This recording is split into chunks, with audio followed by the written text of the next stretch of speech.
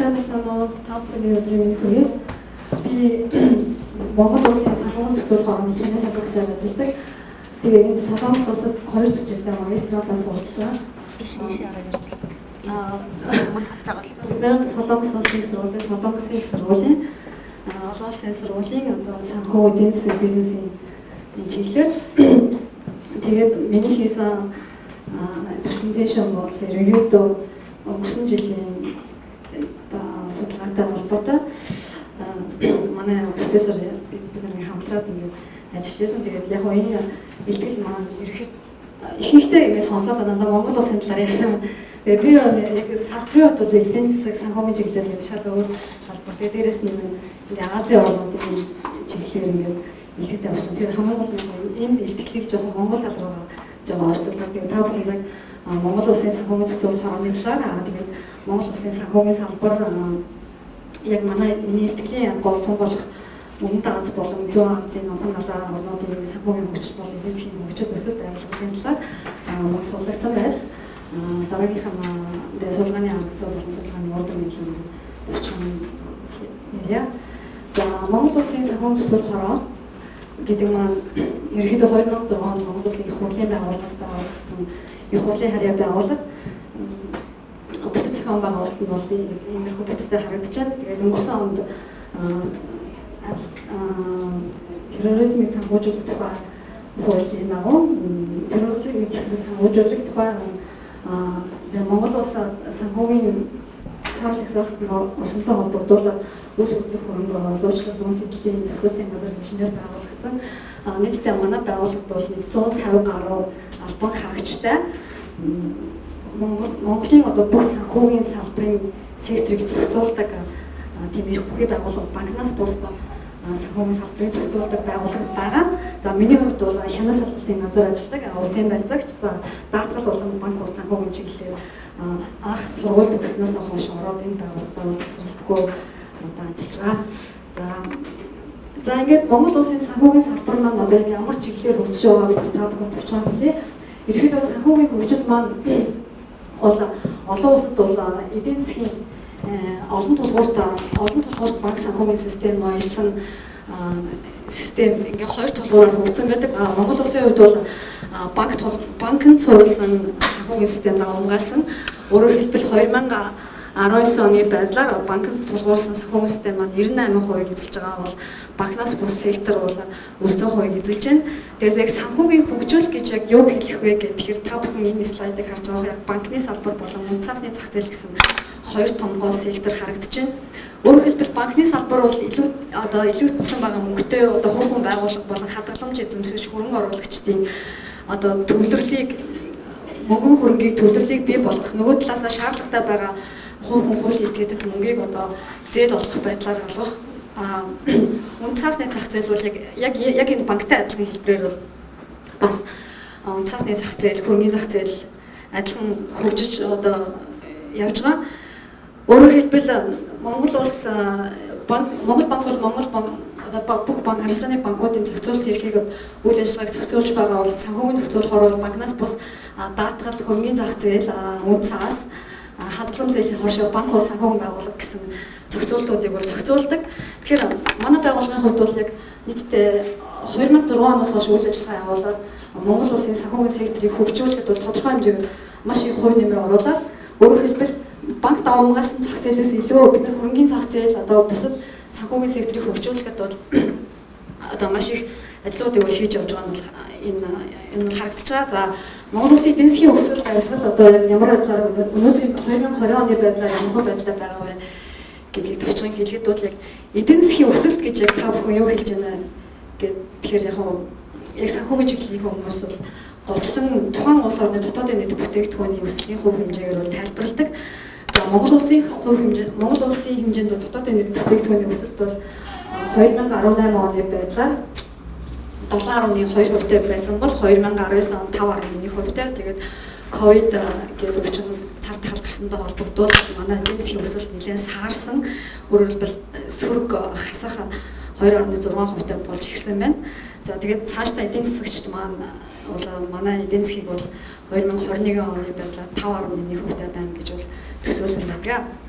За нөгөө талаас нь бол харахад бид нар энэ авилгалын одоо индексийг 2010 оноос 2020 он хүртэл олон улсын ил тод байгууллагаас гаргадаг мөн нөгөө талаас бас Дэлхийн банкнаас бас энэ судалгаа хийсэн байдаг. Энэ үзүүлэлт харагдаж байна. 2016 онд Монгол улсын авилгалын индекс 72 гэдэг нэг одоо хувьтай байсан бол энэс хойш тодорхой хэмжээгээр одоо ингээд жоохон өсөөд 2020 оны байдлаар ингээд 106 буюу нийтдээ одоо 180 орноос бол Монгол улс 106-д бол нэлээд сүүл рүү орсон байдалтай бол харагдаж байгаа. Тэгээд яг миний энэ хийсэн манай сургуулийн манай профессоруудын хамтраад хийсэн энэ судалгаа ажил бол яг эдийн засгийн өсөлтөнд авилгалт хэр нөлөөлөлттэй гэдэг таамаглалыг төвшүүлж гаргаж ирсэн. Тэгээд энэ бүс нутгуудын хэмжээгээр авч үзэхэд бол яг ерөнхийдөө Азийн өмнөд Аз болон Аз номхон 7 орнуудыг бол батаас нийт 31 орны 17 жилийн датан дээр ажилласан. 2005 оноос 2018 он хүртэл тэгэхээр энэ дата маань тэгэхээр энэ бол яг зарим улс орны хувьд бол зарим Дэлхийн банкнаас их хүчин дата авсан бол зарим улс орны хувьд бол энэ дата бас жоохон хангалтгүй байсны холбоотой. За 2019 оны байдлаар нийтдээ 180 орны одоо авилгалын индексийг бол та бүхэн харж байна. Энэ дээр бол Монгол улсын хувьд бол 180 улсаас 106-ад чагсан харагдаж байна. Өөрөөр хэлбэл одоо энэ улаанаар будагдсан байгаа газрууд бол авилгал нэлээд одоо их хэмжээгээр одоо маш ихтэй өөр их авилгал авдаг орнууд гэж одоо бараг хэлж болохоор за нөгөө талаараа дундар хүчтэй орнуудын хувьд бол авилгалын индекс бол маш бага дүнгээр харагдаж байгаа. За тэгээд өмнөд Аз одоо яг энэ миний яг манай судалгааны хооцсон хэлж байна. Энэ өмнөд Аз болон зүүн өмнөд Аз номхон 7 орнуудын эдийн засгийн өсөлтийг одоо дотоодын нийт бүтээгдэхүүнээр нь 2018 оны байдлаар харуулсан байгаа. Тэгээд яг Азийн орнуудын хувьд бол эдийн засгийн өндөр хөгжилтэй орнд бол Австрали, Бруней, Гонконг, Макао, Япон, Солонгос гэх улсууд бол орж байгаа. За Монгол улс бол харагдаж байгаа юм нэлээд дор манайх бол бага дунд орлоготой орнуудын дунд бол Дэлхийн банкны ангиллаар орнуудыг чагсааж гаргасан байдаг. За тэгээ нөгөө талаараа санхүүгийн хөгжил гэдэг. Санхүүгийн хөгжил гэдгийг яг яаж яг юугаар илэрхийлэх вэ гэхээр энэ бол яг маш улаан хэмжигдэх хутгуун байгаа. Өөрөөр хэлбэл санхүүгийн зах зээл эрэлттэй байгаа мөнгөн одоо манайхаар яг депозит гэдэг. Тэгээ нөгөө талаараа бол яг энэ хамгийн эрэлттэй байгаа зах зээлийн одоо хөрвөх чадвар сайтай мөнгийг бол хэлж болно. За энэгээр бол мэдээж одоо Гонконг, Япон, Солонгос гэх мэт орнууд бол өндөр үзүүлэлттэй харагдаж байгаа л да. За тэгээд авилгалын индексээр энэ гурван индекс маань одоо манай судалгааны хамгийн гол одоо чиглэл байсан байна. Тийм учраас бол энэ яг энэ индекс нь бол энэ орнуудыг бол одоо өндөр хөгжилтэй, өндөр орлоготой, дундаас дээш орлоготой, дундаас бага дунд орлоготой, тэгээд хамгийн бага орлоготой, бага хөгжилтэй гэдэг улсуудаар нь ялгаад байгаа Монгол улсын хэмжээнд бол түрүү хийсэн нийтдээ 180 орноос нийтдээ 106 болсон байна. Тэгээд судлагдсан байдлыг авч үзэх юм бол энэ бол зөвхөн монгол хэл дээр судлагдаагүй болохоос биш бол яг англи хэл дээр солонгос хэл дээр бол хар мянган артикл байгаа. Тэгээд яг миний хувьд бол яг энэ судалгаа салбар маань бүх хичээл маань англи хэл дээр болдог. Тэгээд манай профессор яг Азийн орнуудын чиглэлээр яг гол анхаарлаа хандуулж судалсан учраас ерөнхийдөө Хятад, Солонгос, Япон чиглэлийн орнуудын энэ чиглэлээр хийсэн ямар судалгааны ажлуудыг гаргаж ирсэн. Тэгээд их хвчлэн энэ судалгаа маань авилгал бүрэн орлогын эдийн засгийн өсөлт, дотоодын нийт бүтээгдэхүүн, мөн засгийн газрын зарцуулалт, нөгөө талаараа үр төлбөр зээл гэх мэтчлэн маш олон хамаарах өсгчдүүдийг хамаараад байна. Хугацааны хувьд бол 2010 оноос өмнөх. За тэгээд мэдээж энэ арга маань бол хамгийн бага квадратын арга гэдэг. Яг энийг бол зарим судлаач нар мэдчихэж байгаа байх л та. Яг хамгийн бага квадратын арга гэдэг чинь бол нөгөө санамсаргүй хувьсагчийн хатаа хэмжээнээс төвийн авсан манай дундаж төвийн маань хэмжээ хамгийн бага байх хязгаарлалтай. Өөрөөр хэлбэл бид нар яагаад энэ аргыг ашигладаг вэ гэхээр манай судалгааны одоо бид нар маш олон орныг сонгож байгаа учраас энэ бол панел датан дээр өөрөөр хэлбэл судалгаагаа хамгийн одоо оновчтой, алдаа багтаа байлгахын тулд энэ аргыг хөвчлэн сонгодог. Тэгээд нийтдээ 31 орны 17 жилийн датан дээр ажиллахад судалгааны таамаглал маань эдийн засгийн өсөлтөнд санхүүгийн хөгжлийг нэмэгдүүлэх юм уу, бууруулах юм уу гэдэг үзнээс нь эдийн засгийн өсөлтөнд санхүүгийн хөгжлийг нэмэгдүүлдэг гэдэг манай тэр таамаглалд за эдийн засгийн өсөлтөнд авилгалыг бууруулгаа гэдэг гэсэн хоёр таамаглалыг төвшүүлж гаргаж ирсэн. Тэгээд яг судалгааны ерөөхдөө энэ шугам бүтцтэй харагдаж байна. Та бүхэн яг зарим яг энэ чиглэлээр чинь өдөр судалгаа хийдэг юм гэж мэдж байгаа. Манай ингээд шугам бүтцтэй. Тэгээд манай энэ хувьсгч даатанууд нь дотоодын нийт бүтээгдэхүүн эдийн засгийн өсөлт тэгээд өөрөөр хэлбэл манай баг дунд орлоготой орнуудын одоо хурам хувьсгч авсан баг дунд орлоготой орнуудыг ангилаад тэгээд өндөр хүчтэй орнуудыг ингээ ангилж гаргаж ирсэн. Тэгээд яг судалгааны үр дүн гэхээр энэ зүгээр шууд нөгөө юунаас нь тавьсан. Үр дүнгийнхаа яг шууд конфигурашн метро тест хийгээд ингээд юугаад харуулаад тавьсан байна л да. Яагаад энийг хийсэн бэ гэхээр манай бидний судалгаа маань түрүү хийсэн эдийн засгийн өсөлтөнд авилгалыг одоо бууруулд юм уу? Одоо нэмэгдүүлдэг юм уу гэдэг эдийн засгийн өсөлтөнд авилгалыг бууруулд юм а гэдэг таамаглалыг бид нар төвшүүлсэн учраас энэ таамаглалаар бид нар энэ unit root тест хийгээд манай магадлалын түвшин маань ерөөхдөө тэгтээ ойрхон үед манайхаа одоо ач холбогдолтой гэж үздэг. Тэгэхээр энэ дээр бол нийтдээ 11 одоо загвараас 11 одоо үзүүлэлтээс нийтдээ 6 нь бол ач холбогдолтой гэж үзсэн учраас за энэ таамаглаж байгаа өмнө баг тал руу явж байна гэж үзсэн. За нөгөө талаасаа бол хамгийн бага контратын аргыг ашигласан гэдэг бол манай авилгалын түвшин эдийн засгийн өсөлтийг хамааруулсан загвар бол дараах байдалтай харагдаж байгаа. Тэгээд мөн хугацааны цааны хөтөлбөрийн нэг юг авсан. Тэгээд RSQ контрат маань бол маш өндөр үзүүлэлттэй. Яг энийг бол манай профессорууд бол ингэж хэлдэг. Ихэнх судлаачид ингээд энэ судалгааг ач холбогдолтой байна уу гэдгийг үзэхийн тулд яг детерминантын коэффициентийг хардаг. Нөгөө талаас ач холбогдлын түвшин маань тэг 0.5-аас бага байх хэрэгтэй энэ төр гээд яг үздэг л дээ. Гэтэ энэ бол яг тухайн судлаачийн үзэх үнэлэмжээс шалтгаалахаас гадна яг тухайн судалгаа нь яг бодиттой юу? Үнэхээр энэ таамаглал үнэн байх уугүй юу гэдэг бас нөлөөлнө. Тэгээд яг эндээ би өөрөө итгэсэн учраас за ерөнхийдөө миний хийж байгаа судалгаа бол яг үнэн байх юм аа гэдэг бол таамаглаа баталгааж бол хичээсэн. Тэгээд дараагийнх нь бол харагдаж байна та бүхэн. За нийтдээ бол бүх орнуудыг ингээд нийтдээ 31 орн үзүүлэлтийг бол ингээд чагсаахад бол манай профессор хэлжсэн энэ 31 орн бол өндөр хөгжилтэй, дунд хөгжилтэй, бага дундад болохтой эдийн засгийн үзүүлэлт улс төр соёлын байдал маш өөр төвшөнд хүрсэн. Тиймээс энэ бол ангиллыг бол шаардаж энэ ангиллахаас зам байхгүй ялангуяа хурам хувьсгч үсгэж тиймээс бүх ингээд тэгштгэлийн үнэлээд манайхан одоо ингээд та бүхэн харж байгаа ингээд бүх концептууд мөн үнэлэгдсэн. За ингээд гол дүгнэлт рүү оръё. Тэгэхээр яг хамгийн эцсийн дүгнэлтэд бид нар юу гэж хэлэх уучлаарай хугацаа. За окей. Тэгэхээр бидний яг хамгийн эцсийн дүгнэлтээр яг манай судалгаа маань яг юу гэж гарсан бэ гэхээр ихэнх эдийн засгч судлаачид маань баг дунд орлоготой орон бол авилгалыг бол эдийн засгийн өсөлтийг бас харуулт юм байна. Өөрөөр хэлбэл далд эдийн засгийг нэмэгдүүлэх юм байна гэдэг судалгаа маань батлагдсан. Нөгөө талаар бол өндөр хөгжилтэй орнуудын Япон, Солонгосын хувьд бол авилгал бол эдийн засгийн өсөлтийг бол саруулахаас илүү бас дэмжсэн байт юм байна.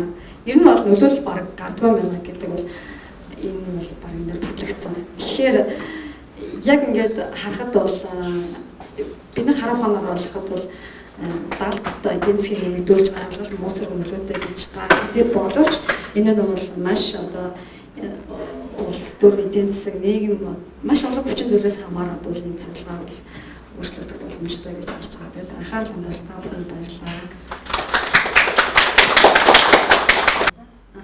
Яг манай сургууль манай профессорын хувьд бол ихэвчлэн стата тэгээ EVUS гэдэг аюу олон төрлийн эконометрикийн чиглэлийн програм байгаа шүү. Тэгээд манай сургуулийн сургалтын хувьд манай өөр профессор манай эконометрикийн яг чиглэлийн яг Солонгосын эдийн засгаар бол манайх одоо Аз дагуур бичиж байгаа эдийн засгийн сургалтаараа тэгэхээр стата гэдэг яг тэнээр их төлөвлөгөө анхаард юм билээ.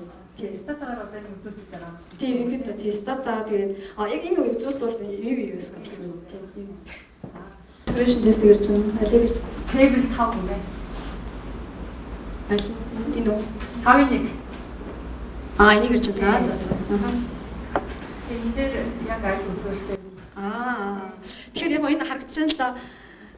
Манай нөгөө нэг dependent variable чинь нөгөө манай юу байгаа штэ. broad money гэж байна тий. Тэгээд манай эдийн засгийн өсөлт GDP corruption хоёр ч манай нөгөө independent variable байгаа шүү дээ тий. Тэгэхээр манай шугам загвар маань нөгөө нэг Y маань нөгөө манай broad money тэгээд X1 X2 ч нөгөө эдийн засгийн өсөлт болон corruption. Тэгэхээр энэний зүгээр шугам загварын одоо нөгөө ирдэр нэг бета 1 бета 2 гэсэн яг тэр юугаар энд орсон баг тийм. Тэгэхээр нөгөө 31 орон гэхээр ингээд энэ дата нуучиг холдоод ирэхээрээ ерөнхийдөө нөгөө нэг одоо энэ үзүүл энэ судалгааны одоо үүдэл нөлөөтэй өөрөө судлаач мэж байгаа санхүү яг ямар ажиллаж байгаа чинь. Тэгэхээр нөгөө дог алгоритм ашиглах ч юм уу те эсвэл спорт бизнес оруулаад ингээд хийх юм бол илүү их нөгөө наривчлалтай үзүүлж байгаагаар бас судалгааны үүдэл яг нэг хугацааны цооны хоцрогтой угаасаа хвчлэн ингээд банкн дээр ялангуяа нөгөө инфляцийн түвшин дээр зүйл тооцоод ялангуяа наривчлалын түвшин гэх авч үздэг юм лээ. Яг зөв. Тэгэхээр тэгээд ягаад энэ 31 орн батаасан бэхээр энэ орн чинь өөртөө нөгөө нэг өндөр хөгжүүлэлт, дунд хөгжүүлэлт, доод хөгжүүлэлт жоохон ангилаад арай жоохон ингээд цааг ялгаа гаргахын тулд тэрнээс ингээд 31 уул ингээд аваачаад ингээд явж байгаа нөгөө нэг энэ чинь нөгөө одоо жоохон худлаач юм уу тий. Тэгэхээр хурам хөвсгч үүсгэсэн байгаа. Яг тэгвэл ингэсэн байгаа нөгөө өөрөөр хэлбэл дамын өрөөл үүсгэх гэж ярьдаг шүү дээ. Тийм. Тэгж ярьсан.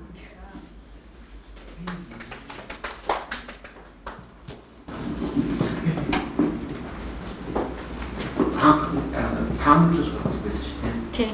Таамаглаж өгөх хэрэгтэй нийсэн. зөв. Тэгэхээр хамгийн сүүлдээ уусааны өсөлтөөс шалтгаалаад ийм болчдөг байдаг. Өндөр өсөлтөд оролцох гэдэг айл тодорхой хэмжээгээр бас хөгжиж байдаг гэдэг ингээд хоёр юм байна. Зөв.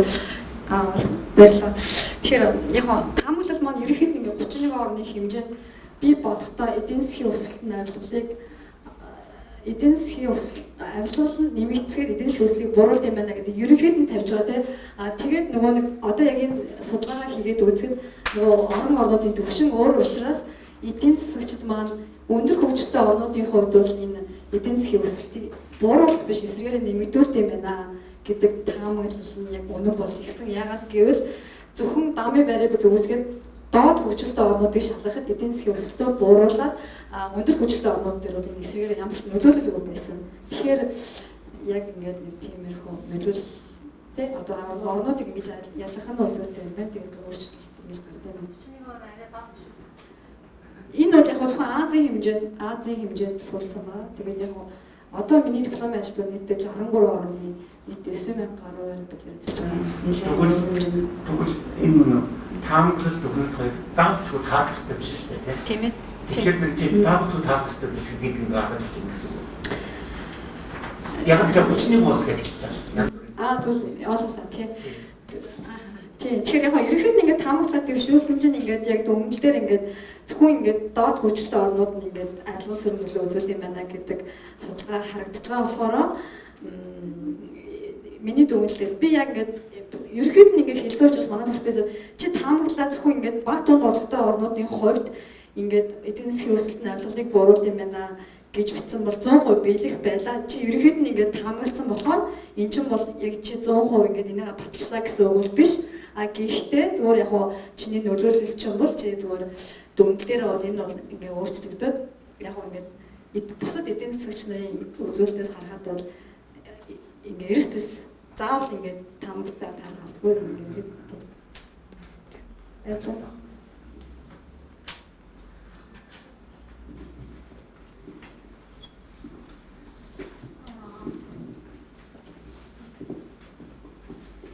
Маш хэцүү салбарт сонирхолтой гол судалгаа хийж байгаа танд баярлалаа. Тэгээд эдийн засгийн болохоор нарийн тодорхой юм бол хийж чадахгүй. Гэхдээ таны хураангуу харж байхад хураангийн Монгол хөлбөрөмж, англи хөлбөрөмж хоёулаа ерөнхийдөө айгүй тийм онлын хэсгээ маань тайлбарлаад явцсан юм шиг харагдчихэв. Ер нь бол бусад судлаач ч гэсэн анхаарч байхад хураангуй дотор судалгааны бүтцийн бүх юм байж байгаа хэрэгтэй байдаг. Судалгааны зорилгоо нэг өгүүлбэрээр яадаг штэ. Судалгааныхаа хэрэгцээгээ нэг өгүүлбэрээр, зорилтоо нэг өгүүлбэрээр, аргаа нэг өгүүлбэрээр одоо үр дүнгээ, дүгнэлтээ ингээд ядаж 1-2 өгүүлбэрээр судалгааныхаа бүхэл бүтцийг оруулсан байх хэрэгтэй байдаг. Тэрэн дээр хэрвээ цаашдаа судалгаа хийхдээ бас анхаараарай. Баярлалаа. Абстракт оруулахтай анхаараарай гэж хэлмээр. Тэгээд бас мэдээж маш олон орны том өргөн хүрээний судалгаа учраас ерөнхийд нь ярих шиг боллоо. Би болохоор Монголтой холбоотой аюул гол цолмоор санагдаад байдаг. Тэгээ энэ судалгаа чинь Монголд ямар ач холбогдолтой юм? Бид нар ч Монгол хүн Монголдо бас нэг юм сурч очих гээд байгаа шүү дээ. Монголдо нэг юм чирч очих гээд байгаа шүү дээ, тийм. Тэгэхээр бид нар Монголдо бас энэ судалгааг одоо нэг 2-3 жил зов хийсэн судалгаа маань Монголд очиод нэг жоохон одоо ашиглах хэрэглэх тал дээрээ юу байгаа энэ талаар жоохон тайлбар өгөөч гэж хүсмээр байна. Баярлалаа. Тэгээ яг үнэхээр яг Монголын талаар ингээд судлаад гэхэд манай Монголын одоо санхүүгийн зах зээл маань ингээд яг үнэхээр манай байгууллага маань 2006 онд байгууллага цаасны хорооны сүрдээд байгууллагад бид нар 2010 оноос эхлээд ингээд дата маань ингээд үүсээ явсан. Тэгэхээр 2010 оноос одоо дөнгөж 10 жилдээ манай Монгол улсын дата бүрдэж эхэлж байгаа байхгүй. Тэгэхээр нөгөө манай Японы солонгос тусад орнуудын дата 20-30 жилээр ингээд бид нар ингээд судалгааг арай ингээд илүү ингээд мэдээлэл олдох одоо магадлал гэх юм уу тий. Тэр чиглэлээр л арай жоохон сонгосон. Тэгээд зөвхөн ингээд Монголыг сонгоё гэхээр 100 хүрэхгүй observation тэгээд профессор энэ чинь угаасаа ямар боломж юу танах тэгээд одоо нөгөө дата юу гэдэг ч юм уу тий. Тэр утгаараа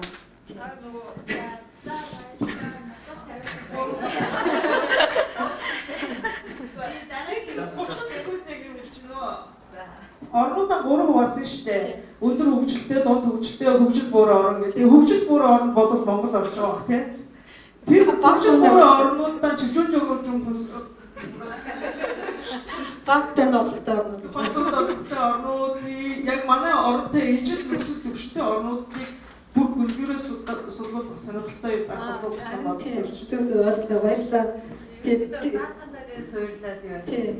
Одоо энэ улс орнуудад сонгогдсон юм тийм 31 орн. Яг зөв. Тэгээд яг манай яг ингээд өдөртөж профессор зөвлөж байгаа яг бүс нутаг ингээд эдийн засгийн өвчлөөс ингээд судалгаасаа илүүтэйгээд яг ойролцоо хөгжилтэй одоо баг тунд орлоготой чинь Африкийн орнууд Азийн орнуудтай зөвч юм тий.